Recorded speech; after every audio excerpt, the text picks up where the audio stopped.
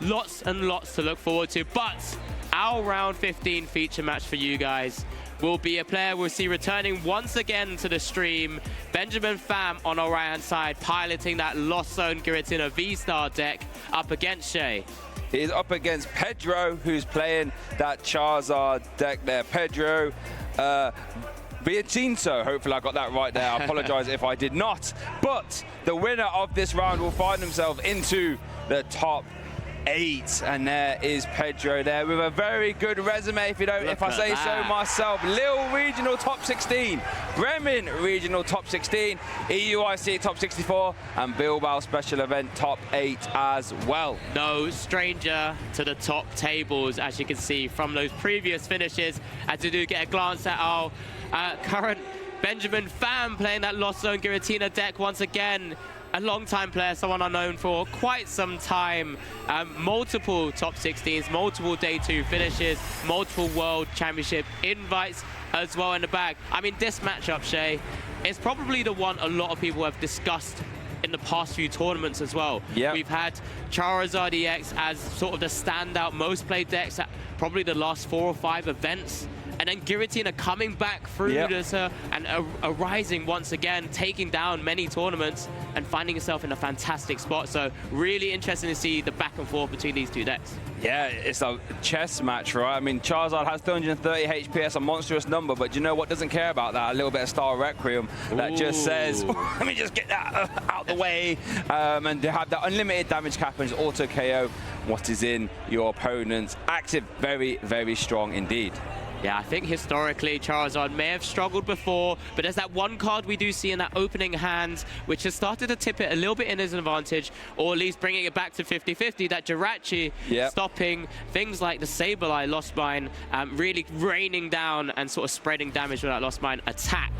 But you know, Giratina's found itself also adapting in the deck as well, as we do get a chance to see some of the prizes here, Shay. And it's worth noting there that Pedro is playing that Charmeleon from Babylonian Fates, which would be very helpful in this matchup, but it's currently in the prize cards. But there we do see the fist bump as our Swiss round 15 winning in action here, Dortmund Regionals. Remember, viewers at home, the winner of this round will find themselves in our top 8. Here we go, Alex. And it looks like Pedro is starting us off there, playing that level ball. Yeah, kicking us off.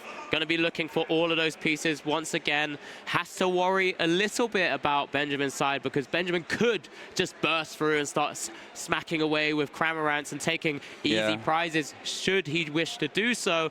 If there's only one Charmander in play, maybe that's the direction he could go down, but it comes down to how Pedro is going to build out his board, stabilize, and see how he could take it into the late game, because that's really where Charizard EX starts to shine. Yeah, you are 100% correct. And as Pedro is going to conclude this search and probably do a prize check at the same time as he takes a Pidgey, let's have a quick run through of how Pedro's deck likes to operate. It is built around Charizard EX, a Terra Dark type, 330 HP. When you evolve into it, Infernal Rain will activate, allowing you to grab 3 fire energy from your deck and attach them to your Pokemon in any way you like. And its attack, Burning Darkness, for 2 fire energy, deals 180 damage plus 30 for each prize card your opponent has taken. Yeah, brilliant. Thank you very much, Shay, as we did just see a pass there from Pedro as Benjamin kicks things off with his Chorus Experiment. Just to help you viewers at home, we'll go through it as well. Giratina V-Star deck built around that Lost Box engine, using Comfeys to dance around and use Flower Selecting to bump up and increase that Lost Zone number. When it hits certain thresholds, it unlocks a lot of the capability of the deck. Cramorant with Lost Provisions, being able to attack with no energy cost, dealing 110 damage with very relative ease, or hitting the 7 and you start bursting into Mirage Gaze. Energy Acceleration, Lost Impact for 280. Hit the 10 in the Lost Zone, you get Star Requiem, which Shay's already pointed out, just can maneuver and get rid of whatever's in the active spot. Wow. So, incredible. But it's a fairly quick turn there for Benjamin, though. You know, only playing the Chorus Experiment, and then we're going to see an Abyss Seeking that you look at top 4 cards of your deck, put 2 into the Lost Zone and 2 into your hand. Now, Alex, I've noticed that Spirit Tomb has been sent to the Lost Zone. Do you think Pedro will be looking to utilize Rotom now?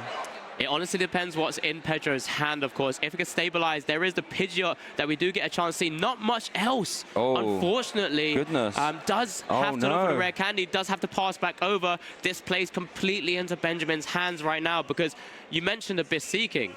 in this matchup, that Charizard EX has no way to one-hit a Giratina V, so it allows Benjamin to keep ramping up very quickly without necessarily having to put down more Comfeys and less Pokemon that maybe are less useful. At this current moment in time, though, Benjamin has the option to use that card we've seen so much throughout this weekend so far, that Radiant Greninja. Plays the full 3 copies of Water Energies, has opportunities to keep drawing more cards, has now hit 6 in the loss zone, only 1 away from Mirage Gating and taking down a number of Pedro's small HP basics. So, if Benjamin wants to use that Moonlight Shuriken this turn, viewers at home, he'll need to get 1 more card in the loss zone to get to 7. They can do that via Chorus Experiment or Flower Selecting, and then would need to find a Mirage Gate, which would allow him to accelerate energy to that Radiant Greninja, while also maneuvering Giratina V at the bare minimum to the bench, so you can put that Greninja in the active. Now, that sounds like a lot, but I think it's very possible, Alex. Yeah, absolutely. I mean, he's already used the second Chorus Experiment, which is why he's bumped up to 6. And that's kind of, you know, you talked it correctly there, I think, just to be able to reach the 7 as soon as possible. But that Moonlight Shuriken, he's got the water in hand already as well. Can it just be a maneuver into the Comfey and start trying to cause chaos from his side of the board, but has chosen to target a Cramorant there from the Nest Ball. And I quite like this. It's almost like you're hedging your bets, right? So like the ideal scenario would be a Moonlight Shuriken. However, if that cannot work, all I need now is a switching card, and I can at least do a Spit Innocently to KO your active Charmander. Yep, especially when he's seen Pedro's turn hasn't been the strongest. Yep. You know, when your turn 2, there's a Jet Energy maneuver onto the Comfey. So depending on what comes out here... Mirage? Oh no, it was a Super Rod. Oh, I got very excited then. The excitement. I felt Shay's heartbeat come through and hit me in the face just then as he was expecting the Mirage Gate to come down. But there is a further concealed cards as well. Another 2 cards, Boss and another Giratina. Important here to stabilize from Benji's side. Oh, has the Mirage Gates in hand already, actually? There's 2 in there. So the options are available. A double Mirage Gate would allow a Moonlight Shuriken to come down, but did have to discard 1 water. Was 1 prized? Maybe not if Benji's going down this route. No water energy has been prized, so it is available in the deck. Super Rod first, there you go. Super Rod shuffling that one that got discarded. Sorry, that big blue water energy is in the lost zone as well, so had to use the Super Rod. There we go. So actually a massive pickup. Yeah, it was, yeah. We didn't even realize, but Benjamin Pham off to the races here, and it's going for that, what, turn 2 water Moonlight Shuriken, I should say, dealing 90 damage to 2 of your opponent's Pokemon, and I would highly suspect Benjamin will be targeting both those Charmander, really putting Pedro in an awkward position, because it's quite hard to get Charizard EX in play if there's no Charmander. Yeah, there's no way to instantly get it down, as we do see the manual retreat from the Comfey Greninja in the active spot. Part of the pick to rub it in as well. A Moonlight Shuriken to the 2 Charmanders, and that's 2 prizes there. Just a Pidgey in the active spot. All right, now if you're Pedro, how do you stabilize from here, Alex? What do you think is Pedro's game plan now? I mean, it looks like Iona's going to be part of that. Going to reduce Benjamin's hand size down to 4 and give Pedro a fresh new hand of 6. I mean, I guess you could try and rare candy out a Pidgeot, but then there is that path to the peak in play, so that's not even a get out of jail free card. No, one of the main things why Jirachi's also unlocked the deck is them being able to play once again the 50 HP Pidgeys. The Call for Family ability is another way to try and stabilize the board, but the question is it one step too late? If you lose a Pidgey here, I mean, you're probably calling for family for 1 more Pidgey and another Charmander, just making sure that they're not prized, but double checking. 1 Pidgey is currently prized, so it looks like it might have to be the Manaphy and the Charmander, as we do see Pedro starting to target here. But Call for Family is a fantastic attack, right? Yep. You're starting to ramp up. Does have access to things like the Radiant Charizard as well as another powerful big attacker. But like I said, he's already 2 prizes down. What can Benji do here to combat the scenario?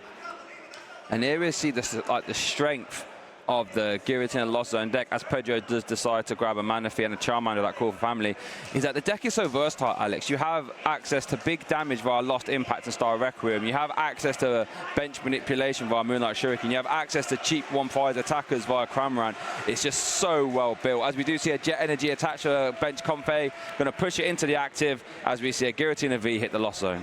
Yeah, no, incredible. I think Pedro's view is if he can get to a Charizard EX, he has started to ramp up a lot of damage. 2 prizes being taken by Benjamin Pham. Does mean it's now doing a damage output of 240, which does take down a Giratina V. Still doesn't stretch to a Giratina V-Star yet, which is why we've seen the evolution up to the Giratina V-Star. But Benji does now take another knockout using that Cramorant, going down to 3 prizes. So 90 damage on top of the 180 from a Charizard EX is 270. One maybe tool or damage modifier away from being able to take out a big Giratina V-Star. Yeah, 280 is just a fantastic number for getting around that burning darkness when your opponent has taken 3 prize cards. So let's see what Pedro opts to do. They're going to play Lost Vacuum to get rid of that path to the peak. That's a fantastic start. We're going to see a Professor's Research. Alex, we do see a Rotom V benched with a Forest Hill Stone as well. So Star Alchemy will be live for Pedro. Do we see Rare Candy? I don't see Charizard either. Was that an Ultra Ball at the very least? Okay, there's an Ultra Ball. So we can see Ultra Ball for Charizard, Star Alchemy for Rare Candy, and then we can get Charizard EX swinging. Yeah, this is, I mean, the hand is, it's unfortunate because it just feels like tempo-wise, is it just a little bit too far behind, but, yeah, you know, this is Pedro with the Charizard available as an attacker as well, that Excited Heart ability being able to reduce the amount of energy costs on the Combustion Blast, which usually requires 1 fire and 4 colorless, will be reduced by 3, so it's just 2 fires where that's required here, as we do see the Forest Sealstone used with that fantastic ability. Here's the Charizard EX to start Infernal raining down on the board. 3 energies coming down here, Shay. Yes, we're going to see, I imagine, 2 to the active and 1 to maybe the bench Charmander or Radiant Charizard. Now, there's one interesting wrinkle, is that Pedro is playing 1 copy of Choice Belt, and obviously does have Arven as well. So that Combustion Blast from that Radiant Charizard will be able to actually dispatch Giratina V-Star if Pedro desires. So we're going to have to keep an eye on that, as we are going to see that Burning Darkness for the KO on Benji's Cramorant, as Pedro gets himself on the board, 1 prize card taken. Yeah, Arven could be super important here. We do see obviously 1 being lost zoned, has access to 4 in total in the deck, but being able to utilize maybe something like the Counter Catcher, the 1-off in the deck, which Arven could grab alongside a damage modifier, there's an opportunity there. One thing I'm kind of worried about here, though, is that with Benjamin playing that Chorus Experiment, we'll get up to, well, 10 cards in the Lost Zone, which means that Star Requiem will be live. Yep. So it won't be hard at all for Benjamin to just immediately eject this Charizard EX from play, really. And then he'll only have 1 prize card left. And you know, Lost Box has no problems getting 1 prize card. You know, Cramorant can even get there at that point. Yeah, Cramorant, Giratina V still sitting pretty on the bench, has access to Shred for 160, because you'd imagine that Radiant Charizard to come up into the active spot. At that point, Greninja's also an attacker because it can deal water damage times 2 to the weakness of the Radiant Charizard. So multiple avenues, but Pedro doing his utter best here to try and stem the tide from Benjamin Pham's current scenario, as he does take the boss into hand as well, readying sort of future turns. If he does find an easy attacker like a Cramorant again, that boss in the hand just makes things so much easier. Yeah, sort of real commanding position here for Benji. You can even opt to put down that path to the peak if you so desire, just to make sure, just another hurdle for Pedro to overcome if you do try and set up another Charizard. It looks like Benji just debating on what to do now, how to get that comfort out of the active maybe. We are going to see a Jet Energy attachment. I quite like this. Ooh, so that means if you want to use Lost Impact at some point, you've got more energy in play to do so. Yeah, it just keeps the target mainly on that active Giratina. Also means that it's able to attack without having to commit another energy to it. If Pedro maybe finds something like an Iono to try and stem what Benjamin has. Obviously now down to 1 prize remaining. There's a concession, Alex. Oh, it's massive. I think Pedro's seen the writing on the wall there. And Benjamin Pham in our round 15 win-and-in scenario will be taking game 1. Yeah, and did so in commanding fashion. Anytime that Moonlight Shuriken is getting fired off for 2 targets, it's going to be really hard to come back from. And, you know, only if you have, like, what, 3 Charmander in play can you try and respond. Benjamin also started throwing down path to the peak and just made Pedro ask a lot of questions. And unfortunately, Pedro was not able to answer every single one. Yeah, 100%. I think that turn 2 where Pedro just had that slow turn, missing maybe just a Rare Candy. Because if he had Rare Candy, he could chain from the Pidgeot into the chaining of the Charizard and just start swinging, causing like a lot of pressure on Benjamin's side of the board. But because he missed that turn, Benjamin had an opportunity there to Chorus Experiment into the Comfey, into the Moonlight Shuriken after hitting that Super Rod. Everything just fell in place. And that's just sometimes how the game goes. I mean, Giratina, historically, because of Star Requiem, has meant that it's had a bit of a favored matchup. Jirachi and some of the other cards that you play now in the Charizard does start to kind of swing it back to 50-50. But this is where the small margins come into play, Shay. Yeah, this is where the small margins and stuff like if Radiant Greninja was to come down and start swinging, it's going to make it infinitely harder. Let's consult our prize cards here. Pedro does prize 1 copy of Pidgeot EX on that Lumineon. Benji, I think it was like 2 Mirage Gates were actually in the prize cards. So I have to keep an eye on that, as well as 1 Super Rod, 1 Grass Energy, and a Giratina. So a lot of resource there that Benji will have to navigate through. Yeah, Pedro allowing Benji to go first, giving Pedro a chance to maybe utilize things like a supporter on his first turn. Does open with that Jirachi as well, but does give the onus on Benji to start maybe pivoting around those flower selecting Comfeys. But let's see what Benji targets here, because he is kicking things off with a Battle VIP pass. And I guess one interesting thing that Benji can do here now that he is going first is try and get down a Path to the Peak or a Spiritomb just to really try and stop Pedro from using that Rotom V, that instant charge. Charizard decks love to do that, letting you end your turn but then grab the top 3 cards of your deck and put them in your hand. If Benjamin can find, ideally, the Spiritomb, which is currently in hand actually, so doesn't even need to actually go hunting for it, which is very nice. Or Path to the Peak would also work, so which is also in hand. So Benjamin's saying, if you want to try and Rotom, don't try it, buddy. It's not happening. Yeah, so it's definitely an option for Benji here, as he will continue sort of going through the deck. Does have the access to the flower selector still as well, so can see a further 2 cards. Obviously opted for the Giratina, another Comfey there to start setting up. Poker Gear in hand for future turns, another Giratina in hand. Hands looking not too bad, so long as he hits a supporter at some point. Cramorant as an option and a Psychic Energy. I don't believe there's any other Psychic Energy's priced, so that's an easy, well, relatively easy option. You do have to be careful with your resources with Giratina. Yep, Giratina, because it's forced to play 3 different types of basic energy. You have to really keep tabs on them, as we saw how important that Super Rod was. As early as turn 2, that Super Rod was necessary, as Benji does put down the Giratina V. That Spiritomb does come down fettered in Misfortune, so all basic V Pokemon in play have no abilities. So, I mean, Pedro's Lumineon is in the prize cards, but that wouldn't work, and Rotom V also will not work. Yeah, it's a nice board. Did opt to value the Roxanne, I believe, from that flower selecting, rather than the Nest Ball. Could have maybe Nest Balled for something like the Greninja, you know, drawing cards. We saw how great Moonlight Shuriken was, but opts and knows because he was going to play the Spiritomb down, he can't afford that space. So, over to Pedro. What have you got? Let's see if he's able to, through this Arven, use something like the Battle VIP pass to start stabilizing himself. But the problem is, Shay, you've already highlighted it. That insta charge of Rotom V, it's not going to be happening anytime soon. Yeah, and those Charizard decks really love that instant charge. I mean, who wouldn't, you know, having a free 3 cards to, you know, for your next turn, and then you can also collapse them away. We did see that Pedro is playing Collapse Stadium, as it looks like Pedro is going to satisfy that Arven by taking the Battle VIP pass and the Justified gloves. Not terribly helpful in this matchup, but really good in the mirror, funnily enough. Yeah, Benji just double-checking exactly whether there's any impact on his own board. But also just thinking about that Spiritomb, it hits him both ways, right? Benji would know that Pedro is also playing like something like a Lumineon because of the Forest Sealstones in the deck. Yeah, of course. So it's another card that's impacted by that fettered by Misfortune. Spiritomb ability, or in Misfortune ability. So just the Mew to kind of start going into to try and maybe you find another Battle VIP pass, start stabilizing once again. Big Mysterious Tail ability here. 6 cards, Shay.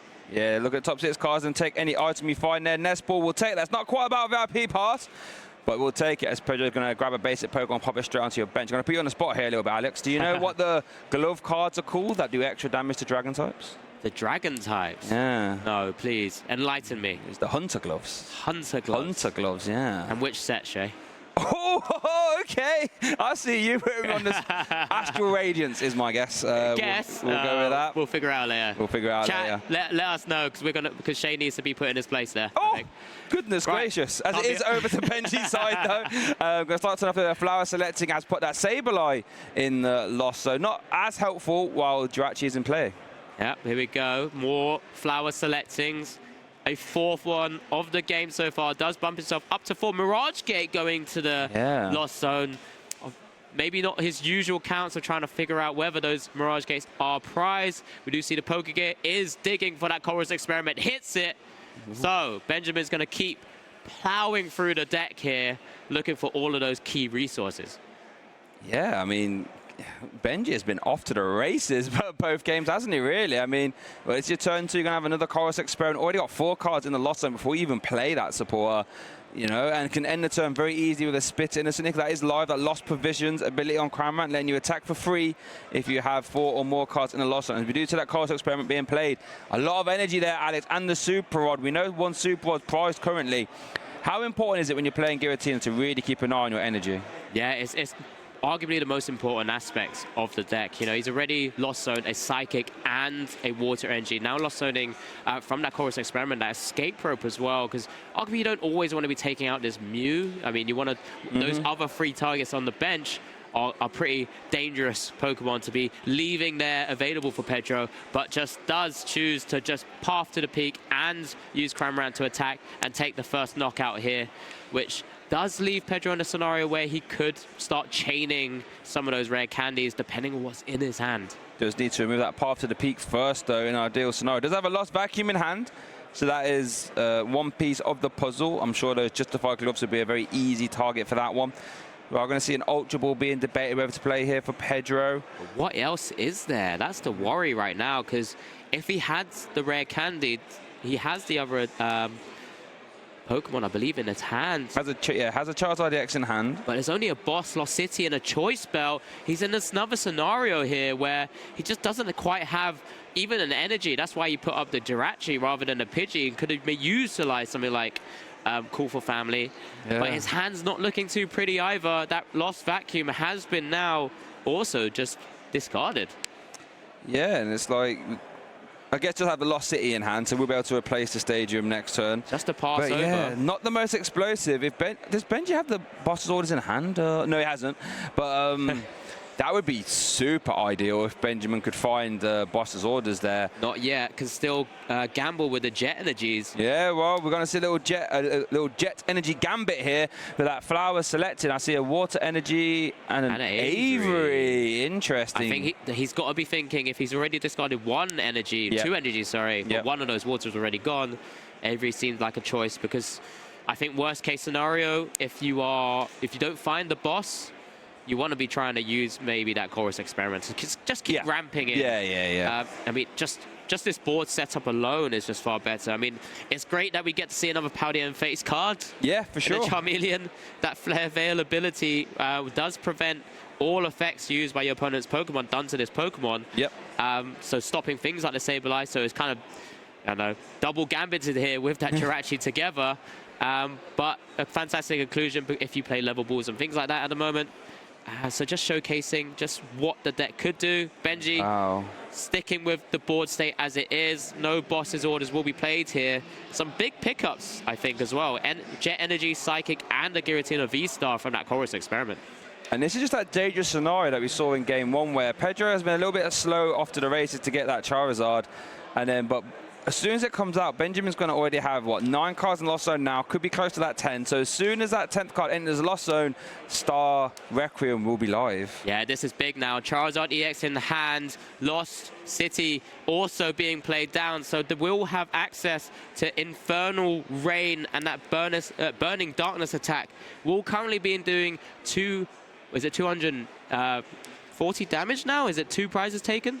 The Mew and the Jirachi, right? It should be, yeah. 2 prizes have been taken, So that Giratina V on that bench is looking pretty successful. However, Star Requiem is only 1 Lost Zone card away from being activated. But with the Lost City, it'll be activated straight away, funnily enough. It's a strange time with Lost City. Actually kind of helps your opponent. Giratina V does go to the Lost Zone. That hits to the 10. Star Requiem active. Grass Energy in hand.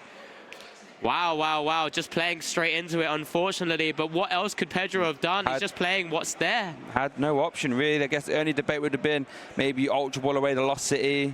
to keep your Lost Vacuum, then you won't be forced to put Lost City into play. Go. But realistically, Benji would have had a lot of ways to get to that 10th card and Lost Zone. As we do see that Giratina V-Star, Alex hit the active. We know Grass Energy's already there. Uh-oh, goodness gracious me. Giratina V-Star coming straight from the Distortion world, and it's going to be, I would imagine, with a Star Requiem, I'm going to KO Pedro's Charizard EX. We do see a Super Rod there, Alex. As you mentioned, energy so important. Going to shuffle in that one Psychic Energy. Yeah, just in such a commanding scenario now. Still has Jet Energy in hand to maneuver around when he needs to do so, if I'm not mistaken. And other energies as well. Psychic, a Grass there, and the Water. Everything going for Benji. And as Star Requiem is announced for the KO on that massive Charizard EX. Whoa. Benjamin Pham down to 2 prizes remaining. 2 prizes away from a top 8 spot at the Dortmund Regional Championships. Let's see what Pedro can do. Does have access to Luminion. Oh, and an Iron Nose. Well, okay, that's a fantastic start. If you're going to try and make a comeback, putting your opponent down to a 2-card hand is a good place to start. And let's see what Pedro can draw here off this 4. I mean, you'd like to see a Charmander at the very least. Okay, I see a Charmander and a Level Ball, actually. So that's so we're going. some part of the puzzle. We're going. I mean, remember, does have Call for Family in the active spot. It does. That's a good point, actually. So it's a good thing to have. I mean, you're just building at your board. But again, is it just a couple of turns too late? He's had just 1 or 2 slower turns to not be able to pull off any other Charmanders in this current scenario. But he has to play to his outs, Shay. We've spoken about it across this weekend. Always. Any opportunity to maybe Iona after 1 more KO here. And then maybe, just maybe, Pedro has a chance. I was about to say, if Pedro doesn't actually grab the Mana Feed, then Moonlight Shuriken would actually be live again. But Benji actually has a couple options you can do here. I mean, there's no Jirachi down now, Alex, so Lost Mine is also... Lost Mine actually wins the game. Pidgeys with 50 HP so remaining. There's a retreat into Cramorant. I guess there's not much else in Benji's hand right now, so just... that's fine enough, though, isn't it, really, to be honest? We'll keep it as simple as possible. Attack with Spit Innocently for 110. Is there anything that Pedro could do? Has Arven. Has Ultra Ball in hand as well, if I'm not mistaken. Oh, but that Path to Defeat is going to turn off Infernal Rain. What can Arven grab here to turn the tide? Does play 2 copies of Vacuum, but doesn't look like they're eyeing that up.